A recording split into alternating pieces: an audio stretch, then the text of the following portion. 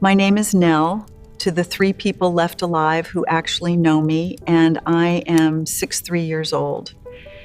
For 30 years, I put liars in prison for a living. I could spot a fake confession from across a courtroom, so you'd think I'd have seen this coming. But the people who finally got me weren't strangers. They were my own son and his wife. And they made their move on the one day they knew I'd be too broken to fight back, the day I drove up the mountain to scatter my husband's ashes. They were wrong about one thing, though. They thought grief made me weak. If you're listening from somewhere far away, drop your city in the comments. And please, stay with me until the end. My name is Eleanor Whitlock. I'm 63, and 1 year ago to the day, I lost the only person who ever made me feel like I didn't have to be the strong one. His name was Walter, 41 years married. He was the kind of man who measured a board 3 times and still cut it slow, just to be sure. The cabin outside Estes Park, Colorado, the one this whole story is about, he built it with his own 2 hands over 4 summers, while I drove up on weekends with sandwiches and bad coffee and watched him sweat through his shirts. He framed the porch the year Adam started high school. He set the last roof beam the year I made senior prosecutor. Every knot in every plank of that place had a date attached to it, and I knew them all. When the cancer finally took him, the only thing I asked of the world was time. Time to be quiet. Time to figure out who Eleanor Whitlock was when she wasn't somebody's wife, or somebody's prosecutor, or somebody's mother. I had the ashes in a cedar box on my passenger seat. I'd promised Walter I'd take him up to the ridge behind the cabin, where the aspens go gold in October, and let him go where the wind could find him. That was the plan. Just the 2 of us one last time. No announcement, no family, no noise. I should tell you that the quiet hadn't felt right for the last couple of months before that drive. Adam, my son, he's 34 now, had gone strange on me. His texts got short: busy mom, talk soon, love you. The kind of thing you send when you don't want to actually talk. And Brooke, his wife, had just stopped answering altogether. I'd call, it'd ring 4 times, then straight to voicemail. I told myself people grieve differently. I told myself maybe they were giving me space. I'm a smart woman, and I let myself believe a stupid thing because the alternative hurt too much to hold while I was still burying my husband. Here's a lesson I'll give you for free before any of the rest of it. When somebody pulls away from you right when you're at your weakest, that's not them giving you space. That's them clearing the room. The drive up was beautiful, and I hate that it was. It had rained for 2 days, and the whole canyon smelled like wet pine and cold stone. The aspens were just starting to turn. I had the window cracked, even though it was 45 degrees, because Walter always drove with the window down, and I wanted the cabin to smell like the kind of day he'd have loved. The gravel road crunched under my tires the way it had 1,000 times. My shoulders were finally starting to come down from around my ears. And then I came around the last bend before the property, and everything in me went cold. There was a sign at the mouth of my driveway, white, professional, staked into my dirt. Coming soon, a real estate sign. Under the headline, Smawson and Associates, Luxury Mountain Properties, and a phone number I didn't recognize, and a glossy little photo of my cabin, shot from the angle Walter always said had the best light. I want to be precise about what I felt, because I spent a career teaching juries to distrust people who exaggerate. It wasn't shock. Shock is loud. This was the opposite. It was the quiet, dropping feeling you get when a piece of evidence you didn't want to be true clicks into place, and the whole picture rearranges itself in front of you. I knew the name Dawson. That was Brooke's maiden name. Her father, Roy, sold real estate down in the Springs. There were 3 vehicles in front of my cabin. A black SUV I didn't know, a contractor's truck, ladders in the bed, an Adams Subaru, the one I co-signed for, back when co-signing for sons still felt like love instead of evidence. I parked behind the contractor's truck so nobody could leave without talking to me. I killed the engine, and as I sat there for a second with my hand on the cedar box on the seat beside me, "Well, Walt," I said out loud, "this isn't how I wanted today to go." Then I got out. The front door of my cabin was propped open with a rubber wedge, the kind you see at an open house. Somewhere inside, a man's voice was doing that bright, oily real estate patter, the cadence of a guy who could sell ice to a polar bear. I walked up Walter's porch steps, the ones he'd leveled by hand, and I stood in my own doorway and looked at what they'd done to it. They'd staged it. That's the word, isn't it? Staged. My living room had been emptied of me. The big leather chair Walter died reading in, gone, probably hauled to the shed. In its place, some rented gray sofa with throw pillows in colors no human being actually owns.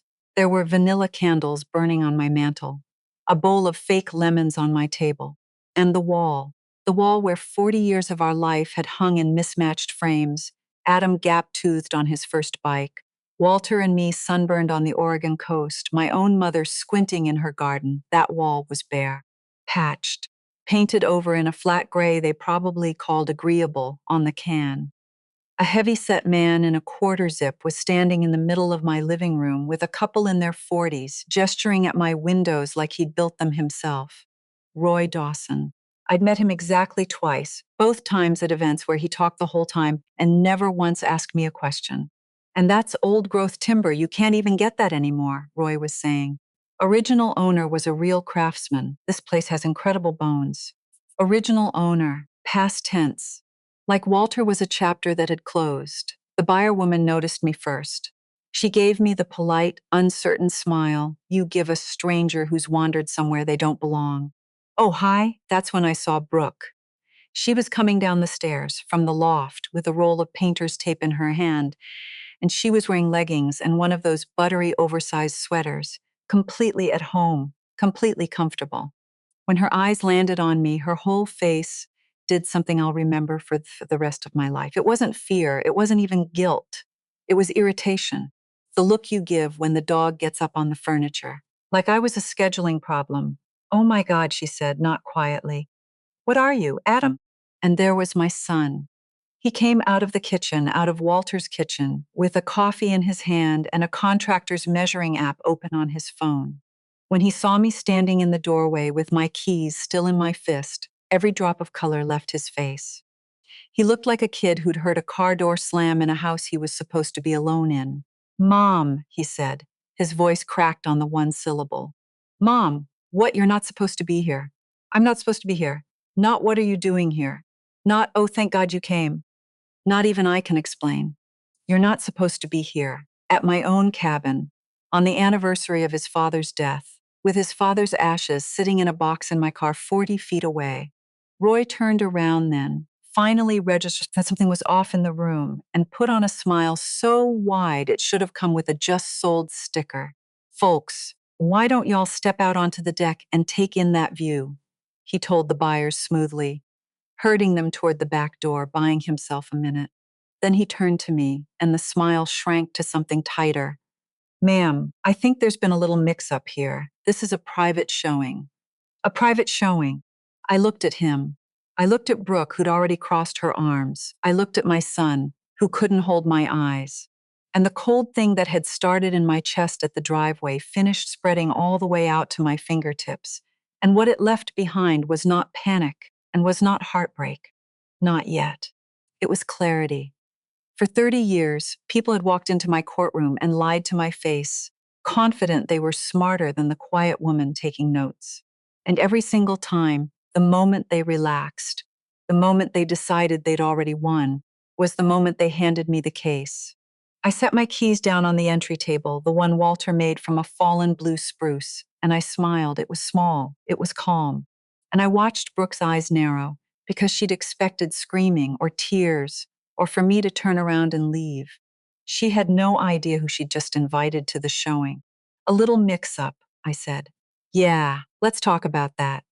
Brooke came the rest of the way down the stairs, slow, the painter's tape still hanging off her fingers like she might get back to it the second this interruption was over. Eleanor, she said, and she put a little patience into it, the tone you'd use on a confused old woman at the DMV. Okay, I know this looks like a lot, but you really can't just show up and barge into the middle of a showing. There are buyers out there. Do you have any idea how unprofessional this is? I let that sit in the air for a second. Unprofessional, in my own living room, on the anniversary of Walter's death. Brooke, I said, whose cabin do you think this is? She rolled her eyes, actually rolled them, a full circle, and looked at Adam like, can you believe her? Oh my God, don't start. We do not have time for the whole woe is me thing today, okay? Roy has people here. I asked you a question. It's family property, she snapped. Everybody knows that. Adam's going to inherit it anyway. So what's the difference if we move things along a little? You're not even using it. It's just sitting up here rotting while you do your grieving thing in the city. Somebody in this family has to think about money for once. There it was. Somebody has to think about money. I'd heard 1,000 versions of that sentence over 30 years, usually from a defendant explaining why the thing they took was really theirs all along. People always tell you their motive eventually. They can't help it. It leaks. And what money is that exactly? I said. What money are you thinking about, Brooke? Roy stepped in fast, planting his big frame between me and his daughter like he was screening a defender. All right, let's everybody take a breath. That smooth voice dialed down to soothing now. Mrs. Whitlock, Eleanor, can I call you Eleanor? Look, I get it. Emotions are high. We lost Walt, what, a year back? Hell of a thing, hell of a thing. He pressed a meaty hand flat against his own chest like he was the one in mourning. But the kids and I sat down. We looked at the whole financial picture for the family, and we made a decision. This asset, he gestured around at my home like it was a unit in a spreadsheet. This asset is just not working as hard as it could be, and Adam signed off. So really, we're all on the same page here. We just forgot to loop you in. That's on me. My bad. My bad. 65 years old, and he said, my bad. I almost laughed, not because it was funny, because of the sheer gall of the thing, the way he'd built a whole little fiction in real time. Family meeting, financial picture, everybody on the same page, and he offered it to me like a gift. He thought he was talking to a grieving widow. He had no idea he was talking to a woman who'd spent 3 decades listening to men exactly like him, explain exactly this kind of story to a jury, and watching the jury not buy a word of it. You looked at the whole financial picture, I repeated. Whose picture, Roy? Yours? I heard the brokerage is having a rough year. I hadn't heard that, actually, but I watched his eye twitch and I knew I'd hit something live. How rough? His smile held, but it went stiff at the corners, the way a smile does when the muscles are doing it on purpose now. Brooke jumped in before he could answer, and her voice came out higher and meaner. You know what? I am so done with this. I'm done. You don't get to walk in here and interrogate my father in our house. It is not your house, I said. I didn't raise my voice. I have never had to raise my voice. It has never been your house. And the fact that you keep saying it like it's true is going to matter a great deal in about 10 minutes. So I'd be careful, if I were you, about how many times you say it out loud. Something in how flat I said it landed. Brooke blinked. For just a second, the script she'd been running glitched. Then she did the thing they always do when the bullying stops working. She reached for the phone. That's it. You're trespassing on a private showing, you're harassing us, and I am calling the sheriff. She had it out, thumb already moving, and she put it on speaker, theatrically, so the whole room could hear her be the victim. I'm not kidding. You want to do this? We'll do this. Please, I said, by all means. In fact, I insist. That stopped her thumb. Just like with the buyers, just like always, they expect you to fold the second authorities on its way. And when you don't, when you actually want the witness in the room, it scrambles them. Brooke stared at me. Behind her, Adam made a small sound, almost a whimper. Brooke, maybe we don't. Shut up, Adam. She didn't even look at him. She dialed. I want you to notice something. In the 4 full minutes she spent on the phone with dispatch, telling them there was an agitated older woman who'd forced her way into a private home, who was being aggressive, who maybe shouldn't be driving at her age. My son said nothing. Roy quietly walked out to the deck and got the buyers moving toward their SUV, damage control. Folks, let's reschedule, family thing, you understand. And Adam stood in the kitchen doorway, holding a coffee mug he'd forgotten he was holding, and he watched his wife describe his mother to the police like I was a stranger who'd wandered off the highway. And he said nothing. I sat down. There was a kitchen chair near the entry, one of mine, Walter's, shoved against the wall to make room for the staging. I pulled it out and I sat in it and I folded my hands in my lap and I waited. calm as a Sunday. That calm did more to unnerve them than any amount of shouting would have. Brooke kept glancing over at me between sentences, and the longer I just sat there, pleasant, patient, the less sure she sounded. It took the deputies 19 minutes. I know because I counted, the way you count when you're waiting on a verdict. When the cruiser finally crunched up the gravel, Brooke flung the door open before they could even knock and put on a whole performance. The relief, the thank you for coming, thank God. Two of them came up the porch steps. The older one was Tom Garrett, 50s, the kind of mustache and gut a man earns over 20 years of small mountain towns where the biggest call most weeks is a bear in a dumpster. The younger one was Sarah Pruitt, sharp-eyed, a notebook already in her hand. I clock them both the way I used to clock a jury pool. Who's tired, who's careful, who's already decided. Garrett had already decided. I could see it in how he came through the door. All right, he said, taking the room in, settling his thumbs in his belt. Who's the homeowner here? Brooke and I said it at the same time. I am, I said. It's a family situation officer. Brooke said over me, fast and warm and reasonable. This is my husband's mom. Honestly, she's been having a really hard time since her husband passed. And she drove up here and kind of lost it on us in the middle of something important. And we just need help getting her to calm down and head home. We're really worried about her. And there it was, the look. Garrett turned to me and his whole face had already softened into that particular brand of condescension I'd watched ruin 100 good cases. The look that says, little old lady, family drama, somebody's confused, this is nothing. Let's all be reasonable and get back to my coffee. He crouched down a little the way you'd talk to a child. Ma'am, he said gentle and slow, I understand today's tough. Nobody's in any trouble here. But you can't just go into other folks' property when they've asked you to leave. Now, do you have anybody we can call to come drive you on home?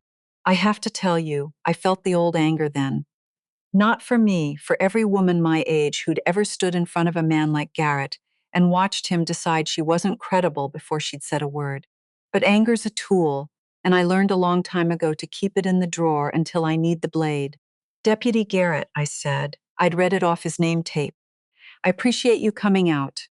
I'm going to make your afternoon very simple, and then I'm going to make it very complicated. And I'd like you to decide which one you want. I reached down beside the chair, into the leather satchel I'd carried in without anybody noticing, because nobody ever notices the quiet woman with the bag. First, the simple part. Do you have any documentation that proves you own this property? I asked the room, but I was looking at Brooke, because I do. I handed Garrett the folder, the deed with my name on it, sole owner. No Walter, no Adam, no Dawson. I'd had it put in my name alone for estate reasons 2 years back, and thank God I had. The county tax records, current paid, my name. The utility bills, my name. 40 years of receipts, that, said Eleanor Whitlock, and nobody else. He flipped through it. The condescension drained out of his face one page at a time. Pruitt leaned in over his shoulder, and I saw the two of them exchange the look, the oh look. This all checks out, Garrett said slowly. He turned to Brooke, and his voice had changed completely. Ma'am, this property's in her name, sole owner. Because she's his mother, she's going to leave it to us anyway. Brooke started. That's not how owning a house works, Pruitt said, not unkindly, but flat. Being someone's heir doesn't give you the right to be here without their say-so, and it sure doesn't give you the right to. Now hold on, I said. Everybody looked at me. I stood up, slowly, because I wanted every eye in that room on me when I said the next part. And because 30 years in front of juries taught me that the difference between a fact people hear and a fact people feel is whether you make them wait for it. Deputy Garrett, you came up here today thinking you were settling a family squabble, a confused widow, a property dispute. Everybody go home and cool off. And if that's all this was, you'd be right to want it handled quiet. I let a beat go by. But I'd like you to ask the question nobody in this room wants you to ask. Out on my driveway, there's a sign that says this cabin is for sale. There were buyers standing on my deck 20 minutes ago. Somebody listed my home on the open market. I turned slow and looked at Roy Dawson, who had gone very, very still over by the windows. So my question for you, Deputy, is this. Who signed the paperwork to sell a property they do not own? The room got quiet in a way that's hard to describe. It's a quiet I've felt maybe a dozen times in a career, the moment a case stops being a misunderstanding and turns into a crime, and everybody in the room feels the floor tilt under them at the same time. Garrett straightened up. The gentle with the old lady was gone. That's a fair question, he said carefully, and now he was looking at Roy too. Sir, you're the agent on that sign out there? I'm I'm the listing broker. Yeah, but everything was done above board, Roy said, and for the first time the smooth voice had a crack running through it. We had authorization. We had a signed listing agreement. Brooke, it's in the binder, get the binder. That was the moment I'd been waiting for, though I didn't yet know exactly what shape it would take. A signed listing agreement. Signed by whom, Roy? Brooke went to the kitchen counter and came back with one of those glossy real estate folders, pulled out a stapled contract, and practically shoved it at Garrett. See? It's all legal, it's notarized and everything. We didn't do anything wrong, she's just. Garrett took it. He read. And I watched his eyebrows pull together, and then he did something that told me everything. He looked up, at me, not at them, at me. Ma'am, he said slowly, this listing agreement's got a signature on it. Says here the seller is. He turned the page toward me, holding it up. Eleanor M. Whitlock. The whole room turned to look at me. I crossed the floor.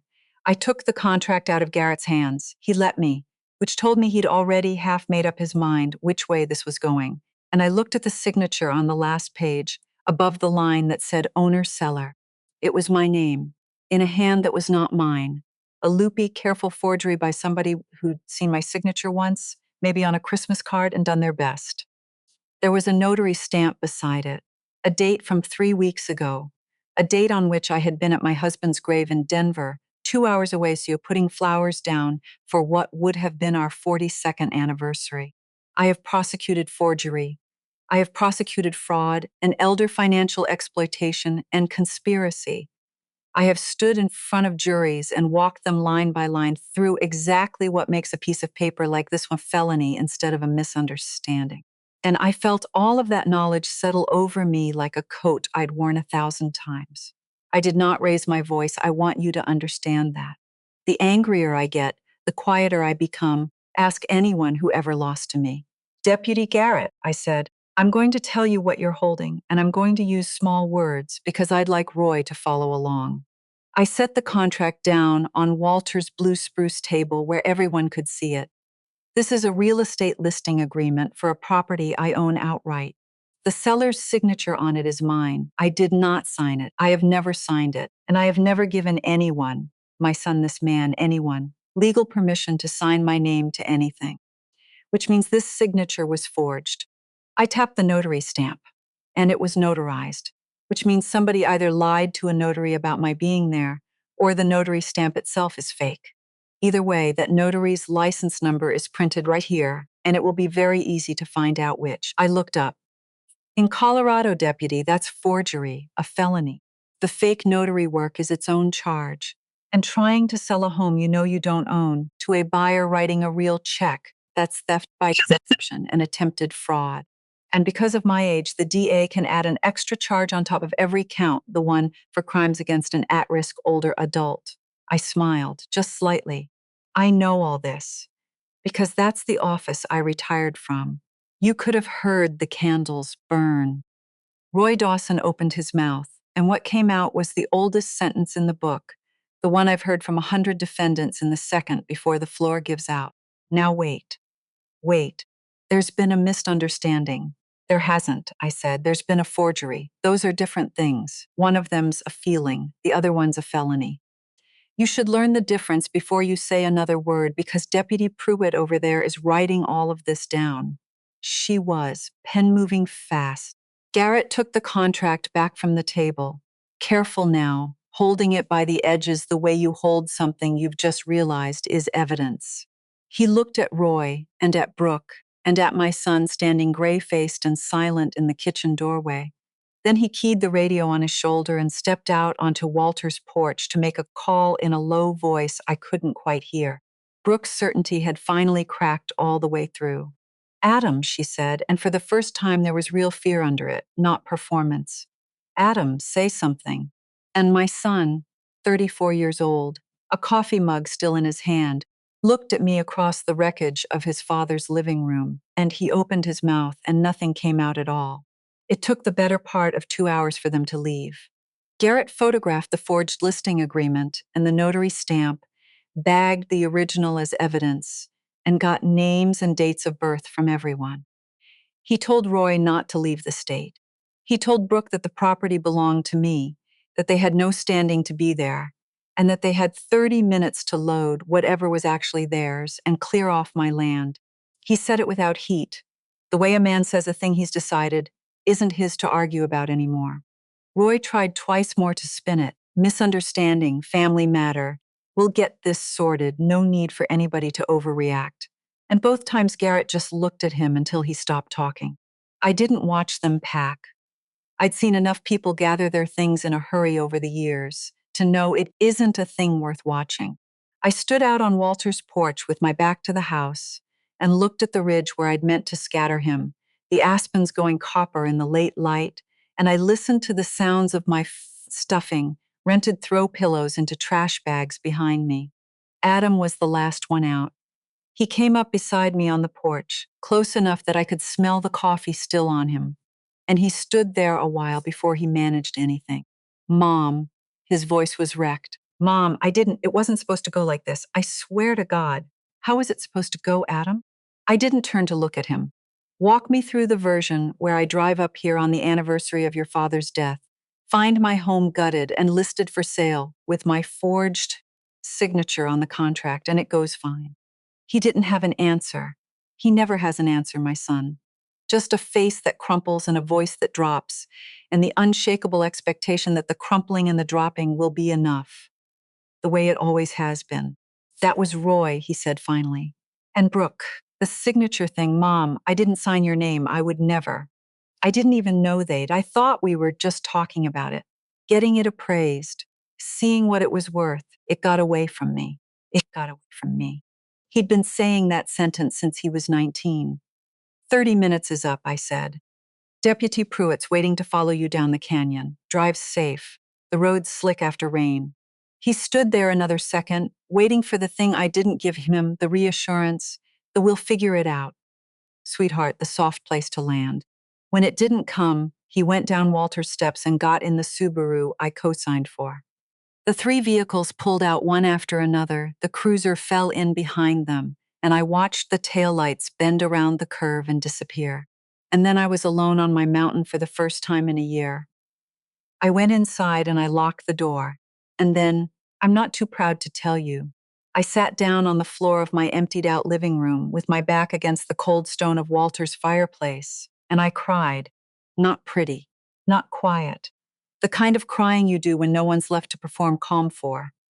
I cried for Walter, who'd built this place board by board and didn't live long enough to see his own son try to sell it out from under his ashes. I cried because the cedar box was still in the car and I hadn't done the one thing I came up here to do. And I cried, if I'm honest, for the boy on the bare patched wall, the gap-toothed kid on the first bike, because somewhere between that picture and the man in the Subaru, I'd lost him, and some part of me had always known I'd help do it. Let me tell you about that, because you can't understand the rest of it otherwise. When Adam was 23, he lost his first real job and called me sobbing that he was going to be evicted. I'd just gotten the first raise I'd seen in years, money I'd quietly set aside for a trip, Walter, and I kept promising ourselves and kept postponing. I wired Adam $2,000 instead. Just this once, Mom. I'll pay it back in 2 months. He never did, and I never asked, and that right there was the day I taught my son the lesson that would eventually bring buyers to my deck. That love in this family came in the shape of a check, and that if he cried hard enough, the check would always come. It happened again at 26. Credit card debt, 5 figures, collections calling. I'd just finished paying off our own house and felt, for one glorious month, what it was to owe nothing to anyone. I wrote the check. Last time, Adam. It was never the last time. There was the wedding. Brooke wanted the big one, the barn venue out in Larkspur, the band, the whole circus. and the budget blew up the way those things always do. The $5,000 I'd promised became $50,000 I hadn't. Money that had been the down payment on this very cabin. So that Walter and I waited 3 more years and worked 3 more summers to finally afford the place my daughter-in-law had just tried to flip. You see it, don't you? The shape of it. I built a man who never once had to catch himself, and then I was surprised when he assumed there'd always be a net. The net was me. It was always me. And the cruelest part, the part I sat on that cold floor and finally let myself know, is that the Dawsons didn't invent any of this. They just looked at my son and saw, correctly, that he'd been raised to believe his mother's things were his for the taking. They didn't corrupt him. They recruited him. I don't know how long I sat there. Long enough that the light went and the room went blue and then black, and the cold came up off the stone floor and into my bones. And eventually that same cold is what got me up, because Walter would have been furious to see me catch pneumonia on a floor he'd built me a perfectly good chair to sit in, if they hadn't hauled the chair to the shed. I lit the fire. I made tea in the dark because I couldn't stand the brightness of the overhead lights in that staged stranger's version of my home. And while the water heated, I started carrying Walter's things back in from the shed and the upstairs closet where they'd boxed him up. That's how I found it. They'd stacked the boxes from his study in the loft closet, careless, the way you pack up a man you've decided is finished. His reading chair, his fishing gear, the cigar box where he kept his reading glasses and his terrible drugstore westerns. And underneath all of it, the banker's box from his desk, the one with our papers in it. The boring ones, the ones nobody thinks about until they matter more than anything in the world. The lid was off. It had been gone through. I could tell, because Walter filed like an engineer, and somebody had put things back like a thief in a hurry. I sat down on the loft floor with the box in my lap, and I went through it. And one folder at a time, the real picture, the picture under the picture, came up out of that box and rearranged everything I thought I'd walked into that afternoon. Because the cabin, I realized, was never the main event. The cabin was the test. Here's what I'd half forgotten in the fog of the last grieving year and what they were counting on me forgetting completely. 4 years ago, when Adam and Brooke bought their place in Denver, that pretty 2-story in Wash Park they post on Instagram like they earned it, the bank turned them down. Adam's credit was wreckage. They were $9,000 short of qualifying, and the deal was about to die. And Walter and I, against my better judgment and over his, did the thing parents like us do. We didn't co-sign. I'd learned that much by then. Instead, we became the bank. We loaned them the money to close properly, the way I'd have advised any client to do it.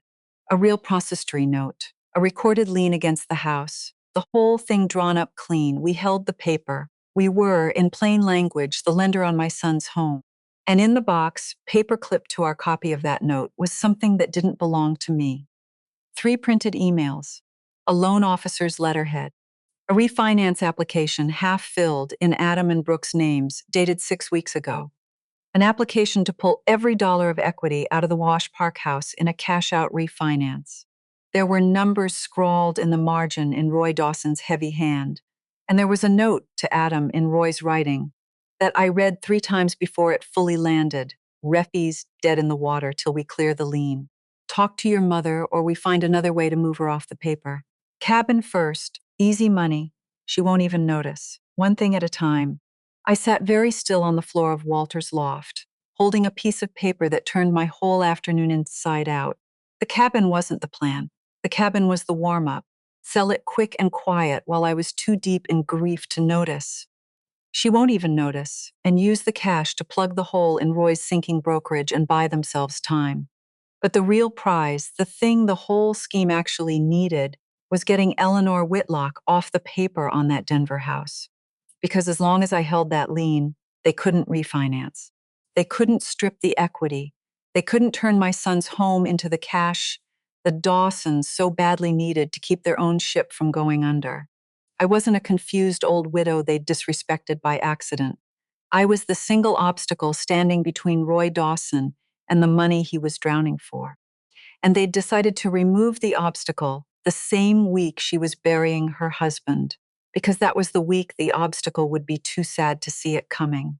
One thing at a time, I read that line again, and the grief that had had me on the floor an hour earlier, it didn't vanish, but it stepped back and let something cooler and far older take the front of the room. I had spent 30 years taking men like Roy Dawson apart in front of juries, one piece of paper at a time, and Roy had just made the single mistake those men always make. He'd left the paper. I got up off the floor. My knees ached, my eyes were swollen, and the tea had gone stone cold on the counter downstairs. I carried the banker's box down to the kitchen, set it under the good light, and pulled Walter's reading chair back into the spot by the fire where it belonged.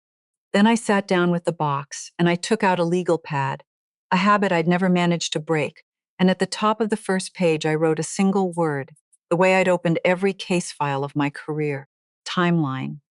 Outside, the wind came down off the ridge through Walter's pines, and for the first time all day, it sounded like he was telling me to go get them. I didn't sleep that night, and I didn't try. I worked. By the time the sun came up gray over the ridge, I had the whole thing laid out across Walter's kitchen table, the way I used to lay out a case the night before trial. Every document in its place, every date in a column, every lie cross-referenced against the paper that disproved it. 30 years of muscles memory came back like I'd never left. There's a particular calm that comes over me when the chaos finally has edges, when grief and rage get folded down into exhibits. I'd missed it. God help me. Sitting there at dawn with my dead husband's pen in my hand, building the case against my own son's marriage. I felt more like myself than I had in a year. I want to be clear about something, because this is the part people get wrong about me. I wasn't doing this to punish them. Punishment is hot and it's sloppy and it loses cases. I was doing this because for the first time, I could see the whole board. And a woman who sees the whole board and does nothing is just volunteering to be a victim twice. I'd spent my career on the other side of the table, from people who preyed on the grieving and the old and the trusting. And I'll tell you the thing those people bet on every single time. They bet you'll be too ashamed, too tired, too soft-hearted to make it real. They bet you'll want to keep the peace. Roy Dawson had bet his whole sinking business on Eleanor Whitlock wanting to keep the peace. I drove down the canyon that morning and I made it real, one piece at a time. First stop was a woman named Patricia Lowell. Patricia and I tried cases against each other for 15 years before she went into private estate work, and there is no one alive I trust more to be ruthless and quiet at the same time. I sat in her office in Denver with the banker's box on my lap, and I watched her read Roy's note, cabin first, easy money. She won't even notice. And I watched her go very still, the way good lawyers do when the temperature in a case drops. Nell, she said finally, you understand what this is. I understand exactly what it is, Pat. I want to know what we do about it. She set the note down. First thing, before anything else, the trust. Walter and I had a living trust, the ordinary kind. The kind every responsible couple our age sets up so the people they love don't have to fight over anything when they're gone. Everything funneled into it, the cabin, my savings, the note on the Denver house. And under the terms of it, as the surviving spouse, I could change it any time I wanted, for any reason or no reason at all, as long as I was of sound mind. Right now, Patricia said, Adam inherits everything, all of it, including, and I want you to hear this, the very loan they're scheming to get out from under. He'd inherit it clean the day you die. She looked at me over her glasses. How are you feeling about that? I thought about the bare patched wall. I thought about you're not supposed to be here. I thought about my son standing in his father's kitchen with a coffee in his hand while his wife told the police I shouldn't be driving at my age. Take him out, I said. Patricia didn't flinch. She'd known me too long. All of it, all of it. Adam, Brooke, the Dawsons, anyone connected to them. I want a clean document by end of day, signed, witnessed, that leaves not $1 and not 1 square foot to anybody who was in that cabin yesterday. I paused. Walter and I talked once about the hospital up in Estes, the Children's Fund. Build it around that. I'd rather it go to children I'll never meet than to people who already decided what I'm worth. She drew it up that afternoon. I signed a new trust in front of 2 witnesses and a notary, a real one this time, who watched my hand move across the page. And just like that, the inheritance they'd been treating as already theirs, the future they'd been spending in advance, was gone. Not threatened, not held over their heads. Gone. And here is the cold mercy of doing it that way. I never had to tell them. I never had to give them the satisfaction of a fight. They'd simply find out, someday, the way you find out the bridge is out only when you're already in the river. Second stop was the note itself. The loan on the Denver house had a clause in it, a clause Walter, bless his careful heart, had insisted on 4 years ago, against my eye rolling. In plain English, it said this: if the borrowers ever tried to refinance the house or borrow against it again without my written permission, then the entire loan became due immediately, all of it at once. The kind of clause you put in and forget about. And Adam and Brooke had filed a refinance application 6 weeks ago. I had it right there in the box in their own names, with Roy's numbers in the margin. By the plain terms of the note, they had tripped the wire. I had Patricia send the demand letter the next morning. Certified mail, return receipt. It was 2 pages, and it was scrupulously polite, the way the most devastating letters always are. It told the borrowers that I was exercising my right to call the loan due, that the full remaining balance was now owed, and that until it was paid in full, I would not be consenting to any refinance, any sale, or any new borrowing against that house. Not now, not ever, under any terms. Let me put that even plainer for those of you who don't speak contract. I didn't just refuse to get off the paper. I turned the paper into a wall. They could not refinance the Denver house. They could not pull the equity. They could not sell it without paying me off first. The one thing the entire scheme had been built to do, get Eleanor Whitlock off that loan, had just become permanently, legally impossible.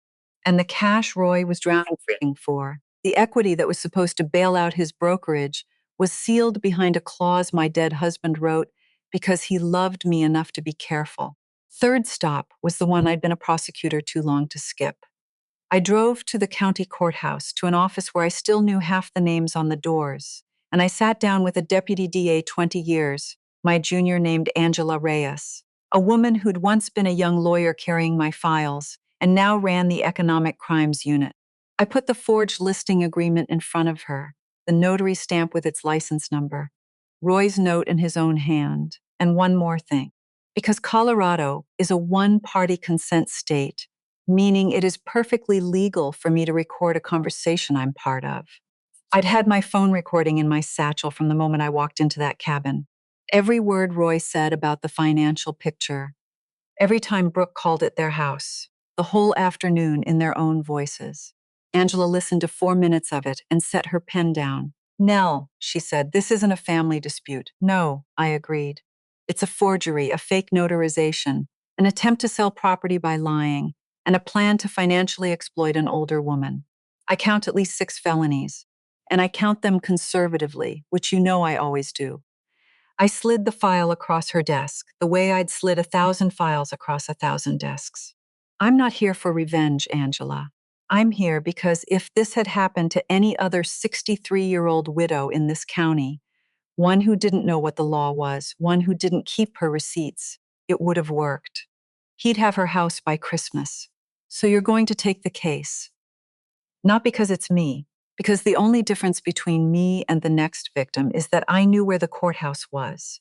She took the case, and then for 9 days I did the hardest thing a person in my position can do. Nothing. I went back up the mountain. I let the machine I'd built run without me, the way the law is designed to run, slow and grinding and indifferent to anybody's tears. I made tea. I walked Walter's Ridge. I did not call my son, and I did not answer when he called me. And he called. Oh, he called. The messages piled up as the letters and the visits, and the questions started landing on them, one after another.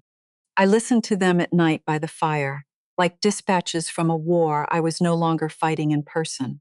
This is where the old story you might have heard gets it wrong, by the way. The version where the wronged mother fields call after call, each one more desperate and softens a little each time. That's not what happened, and I want to tell you why, because it matters. I didn't field their pleas. I'd removed myself from the negotiation entirely. There was nothing left to plead to. The trust was changed, and they couldn't unchange it. The loan was called, and they couldn't uncall it. The DA had the file, and I couldn't take it back even if I'd wanted to. And that was the part that finally broke their world open, because the whole scheme had depended on me being a person they could talk to, a soft place, a net, and I had quietly, legally, permanently stopped being one. The consequences didn't arrive as pleas, they arrived as events, and they didn't come one at a time. They came all at once the way a structure fails, not board by board, but all the boards that were holding the weight in the same long second. The certified letter calling the loan due hit the Wash Park house on a Tuesday. By Tuesday afternoon, the loan officer who'd been working their refinance had pulled the application because you cannot refinance a house whose underlying loan has just been called due in full. By Wednesday, Roy Dawson's brokerage, which I would later learn had been floating on fumes and other people's escrow money for the better part of a year, missed a payment it had been counting on that equity to make. By Thursday, a fraud investigator from Angela's office called Roy to schedule what they politely call an interview. And on Friday, Adam called me 11 times. On the 11th, he left a message that wasn't a plea at all. It was a different sound, the sound of a man hearing, for the first time in his life, the floor he'd always assumed was solid come up missing under his feet. Mom, long breath. Mom, they're saying there's an investigator, Mom. Roy's freaking out. He's got a lawyer, and the lawyer told him, Roy's lawyer is telling him to give them me, to say the whole thing was my idea. And Brooke. His voice cracked all the way through. Brooke is screaming at me that I ruined everything, that I should have never let it get to your name, like it's my fault, like I'm the one who, and the bank called about our own house. Mom, they're calling the loan due, so who called it? I don't even understand how. A pause while the truth crept up on him. Did you do that, Mom? Did you do that? I sat by the fire and I listened to my son finally, dimly, begin to understand the size of the woman he'd been raised to think of as a checkbook. I didn't call back. There was nothing left to say to a voicemail. But I knew, the way you know the weather's about to turn, that the silence wouldn't hold much longer, that somebody was going to come up the mountain. And I knew when they did, it wouldn't be to apologize. It would be to make me a final offer. He came up on a Sunday, alone, in the Subaru I co-signed for. I'd been expecting it. I'd watched the weather of it building all week in those voicemails, and I knew the shape of what was coming, because I'd seen it 100 times from the other side of a table. The moment a cornered man stops fighting the case and starts trying to cut a deal. I made a second cup of tea when I heard the gravel. I set it across the table from mine. I am whatever else, still my mother's daughter. And you offer a man tea, even when you already know how the conversation ends. He looked terrible, thinner, gray under the eyes. He stood in my doorway, the door he'd once propped open with a rubber wedge for strangers to walk through, and he didn't come in until I told him to. Mom, he sat. He wrapped both hands around the mug and didn't drink. Thank you I didn't think you'd let me in. Sit down, Adam. Say what you came to say. And here's where I have to tell you about the thing I was hoping for. Even then, even after everything. Because I'm not made of stone, whatever Brooke thinks, and there is a place in me that is only and always his mother, and that place sat at the table that Sunday and hoped. I hoped he'd come to say he was sorry. Not sorry he got caught, sorry for the thing itself. I hoped my son had finally hit a floor hard enough to wake him up. I'm telling you this so you understand that what happened next I didn't want. I'd have given almost anything for it to go the other way. I've been doing a lot of thinking, he started, and he had the cadence of a man who'd rehearsed it in the car. About everything, about how I let things get out of hand, and how much I hurt you, and I want to make it right, Mom. I want us to be okay. You're all I've got left, with Dad gone, and I can't lose you too. It was a good speech. 2 years ago it would have worked. It had the crumple and the drop and the you're all I've got left, the soft notes that had unlocked my checkbook since he was 19. And I sat there and let it wash over me, and I waited the way I learned to wait through 100 rehearsed defendants. Because the truth never lives in the speech. The truth lives in the ask. You let a man perform his remorse all the way to the end, and then you watch what he reaches for. And that is who he actually is. So here's what I'm thinking, Adam said, and there it was, the turn. So here's what I'm thinking. If we could just, if you'd be willing to tell the DA that it was all a misunderstanding, like a family thing that got blown out of proportion. You don't have to lie, just soften it. Tell them you don't want to press charges. Roy's lawyer says if you do that, the whole thing goes away. And then we can deal with the rest as a family, the loan and everything, and we can. I held up one hand and he stopped. There it was, the ask, not forgive me, not I'm sorry I tried to sell the place where Dad's ashes were going. The ask was call off the investigation, make the felony go away, get me off the hook and we'll figure out the money after. He hadn't driven 2 hours up a mountain to apologize to his mother. He'd driven up to negotiate with a prosecutor, the same way Roy had sent his lawyer to do, and he dressed it up in You're All I've Got Left because he knew which strings on me still played. I looked at my son for a long moment, and the hoping part of me, I felt it close quietly like a door in another room. That's why you came, I said. Not to say sorry, to make me an offer. No, Mom, that's not. I am sorry. I just also you need me to make it disappear.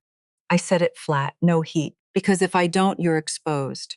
So your apology has a price tag stapled to it, and the price is my silence. That's not an apology, Adam. I've heard 10,000 apologies in my life, and I can tell you exactly what that is. That's a plea bargain. He opened his mouth. And then I did the thing I'd come to that table prepared to do. The thing I'd hoped I wouldn't have to. Before you say anything else, I said, I want to show you something. Because I think you've half convinced yourself you got swept up in this. That it was Roy's plan, Brooke's plan, that it got away from you like everything always gets away from you. I reached down beside Walter's chair and brought up a single sheet of paper, a printout, and I slid it across the table. Investigators pulled your texts off Roy's phone, Adam. Under a warrant. They're in the file now. Read me the date on that one. He looked down at it, his own words. A text thread between him and Roy. I watched his face as he read it, and I watched it go white, because there is no defending yourself against your own handwriting. Read the date, I said again. Soft, March, he whispered. 7 months ago. I leaned back 7 months ago. 3 months before you started sending me busy, Mom, love you. 5 months before you went quiet on me entirely. You and Roy were already mapping it out. Cabin first while she's still wrecked over Dad. She won't fight it. She's a mess right now. I quoted it from memory because I'd read it enough times that it lived in me now. You picked the date, Adam. You picked the anniversary of your father's death on purpose. Because you decided my grief was the window. You didn't get swept up in anything. You looked at the worst year of my life, and you saw an opportunity. The room was very quiet.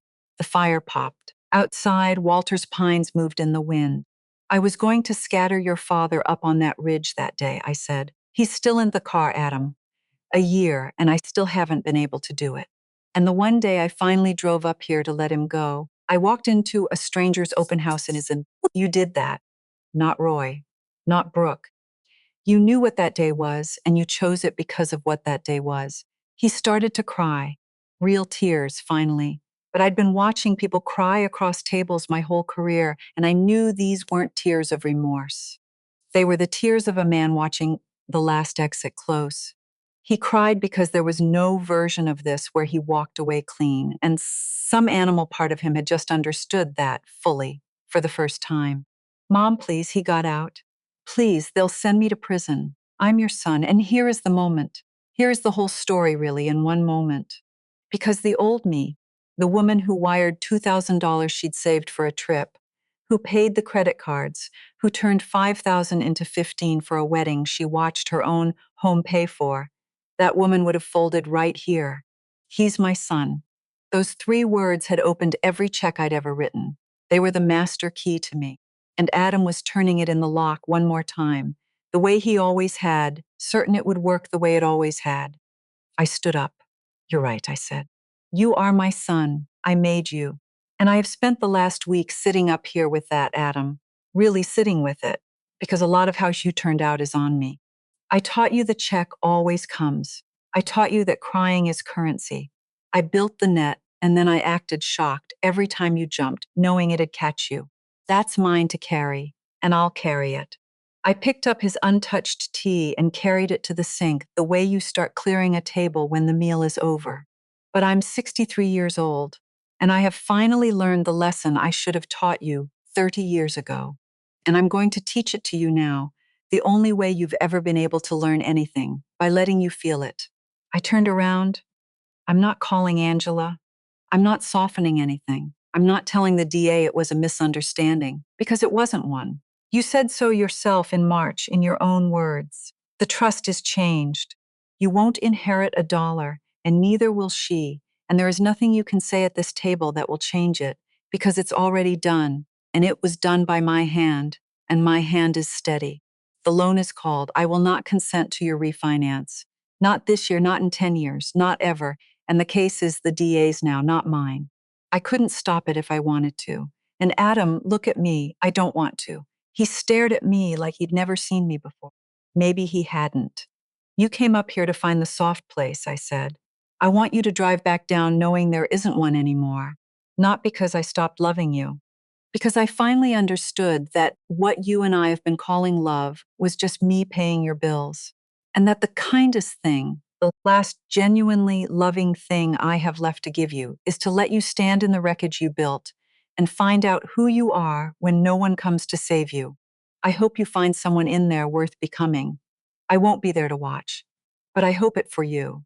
I do. He left the way they all leave, slowly, like his feet weighed too much. He stopped at the door, Walter's door, and turned back once, the way he had as a boy when he wanted me to call him back.